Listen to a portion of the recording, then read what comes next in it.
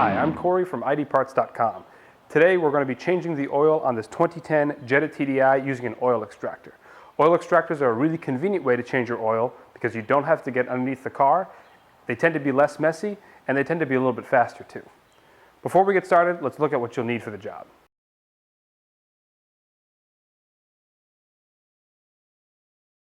All right, the first thing we need to do is take the engine cover off.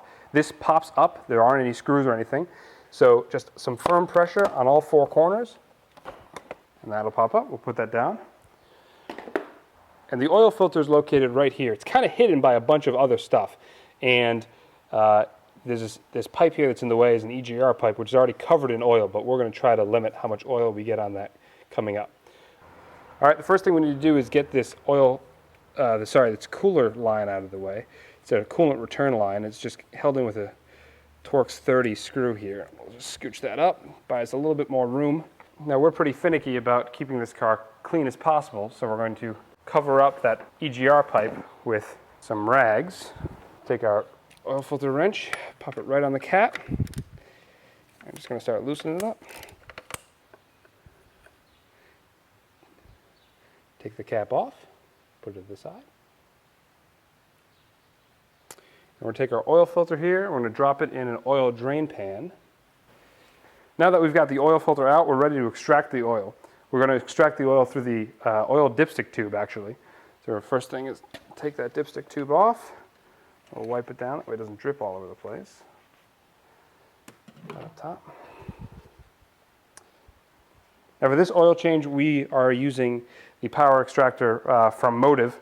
We like this one because it's an 8-liter unit, so it can hold a little bit more than just the normal 4 liters that a TDI takes, so it works pretty well on some of the V6 Touaregs and Audis. It's also got a pretty nice vacuum gauge here, so you know how much pressure or how much vacuum you're creating when you're pumping. A lot of the other models don't have that gauge, so it's hard to know whether you've pumped enough times to actually make a difference. And this hose, which you want to kind of wipe down first before you put it in the car, just in case there's any dirt that's collected on it. It's going to slide right down the dipstick tube until you basically hit the bottom of the oil pan. You can feel it, just kind of bottoms out. Once it's there, go down to the pump, and we'll start pumping. To make this job easier, you want to have the engine and the motor oil pretty hot. You don't want it running temperature. We usually recommend about a half hour after turning the car off. If the oil is somewhere in the range of 120 degrees, 100 degrees, it won't burn you if you accidentally touch it, but it'll flow a lot easier. If you try to do this on a cold car, it may take you forever and you may not be able to get all the oil out. All right, we got our used oil filter here, which is draining.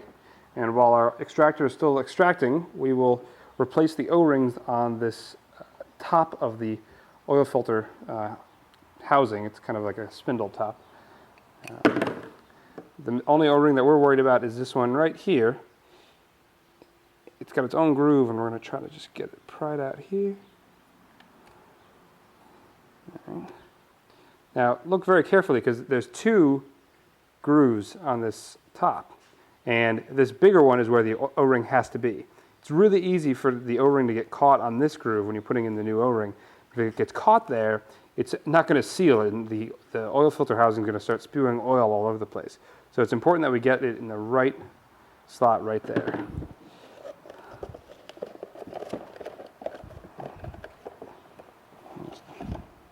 New oil filter. The new oil filter already has the small O-ring pre-installed, so you don't need to worry about that small one. The other thing that you always need to do with O-rings is pre-oil them. If you don't have oil on them, they may get caught and bind when you're reassembling it. So we want to oil up the outside of this O-ring before we slide it on. We'll put it in that little groove, and we'll just pull it around.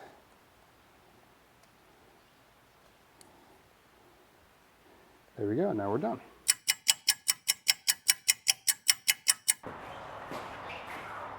All right, we're back. We got ourselves a coffee, and we're down a bit, and we're probably almost at 4 quarts here, so we're nearly done. And when you get close to being done, you'll start hearing a suctioning noise. That's an indication that you've reached the bottom of the oil pan. That doesn't necessarily mean you've got all the oil, though. You want to kind of poke the tube around a little bit, because you'll find little pockets of oil that haven't been sucked up yet. And before we lose all the suction, we also want to try to suction out the remaining oil that's in the oil filter canister. All right, so we're going to try to get the oil out from inside of that canister there. There's a couple little cubbies right there. Front side here is a kind of a deep well. It's one of the returns from the oil pump.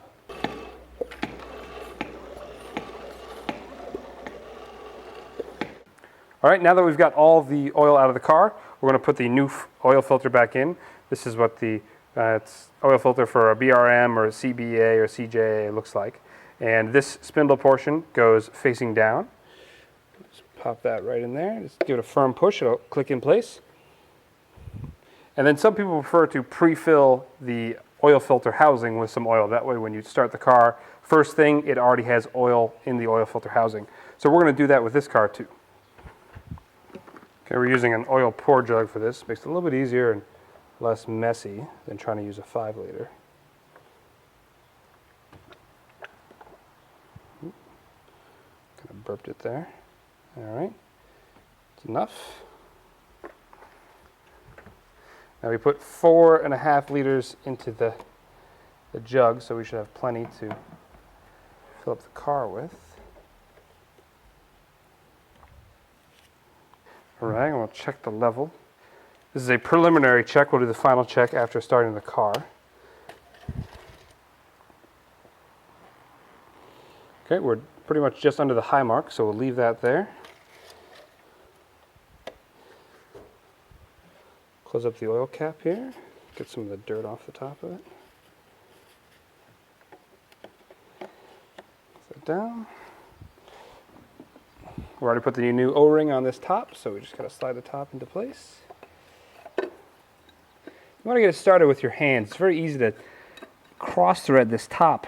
It's a plastic top and aluminum housing, and very easy to get it cross-threaded, especially if you just go at it immediately with a wrench. So you want to start with your fingers and be sure that you've got it in the right threads before you start really tightening it down harsh. That's good.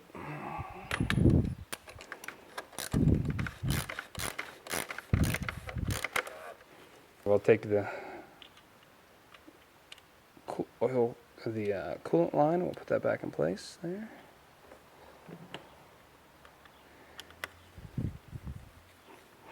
All right, we're all set. Now to get the final oil reading, we're going to have to start the car and let it run. You want to build up oil pressure in the system and then do a final level check to be sure you've got enough oil in the car.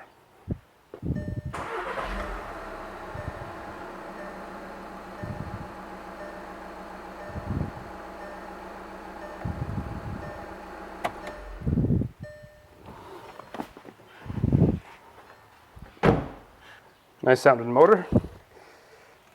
Take this out one more time. I always need to clean it off because oil will splash around when you start the car, so that oil reading won't be very good. There we are. We're right below the top hash marks. It's perfect. Couldn't have gotten any better. Don't forget to put the engine cover back on. Just line it up. Snaps right in place. All right, that's it. We checked the oil level. It's good. We replaced the filter. That's good. We checked for leaks. That's good. We did some cleanup. That's also a good thing to do. Close the hood. And on a TDI, an oil change will last you 10,000 miles, so we'll be good for at least a few months. And we'll just repeat the same thing next time. Anyway, it's been a long day here at the ID Parts garage, so we're going to call it a day. And if you have any questions, email us at sales@IDParts.com. Check out our other YouTube videos, or check out the ID Parts post. It's brand new. We just launched it, post.idparts.com. We're going to be posting all the knowledge we have, tech stuff, how-to stuff, reviews, everything. Check it out. It's worth your time. Thanks again for watching.